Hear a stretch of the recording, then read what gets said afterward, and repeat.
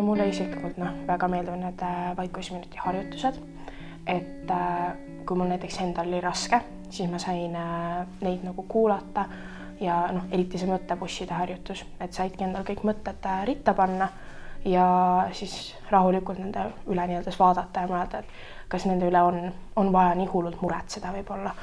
Ja kindlasti, mis mulle meeldis, olid need eksperimendid. Need eksperimendid olid ka ülitoredad, et just näiteks see ärevus, et õpetaja ütles, et nüüd ma lasen kellegi õhupalli õhku, pidid silmad kinni panema, nagu no nii, et ma nagu täiega kardan pauku ja ma ihmun väga kiiresti. Siis ma olin nagu, see ei lõppe hästi. Aga sellised harjutused on nagu, kuidas ma nüüd ütlen, nad nagu õpetavad sulle, et kuidas sellistes olukordades käituda. Et kui see on nagu sisetunne ütleb, et midagi halba on toimumas, siis nagu ikkagi seesmiselt jääda rahulikuks. Siis tegelikult lõppkokkuvõttes mitte midagi halba ei juhtunud.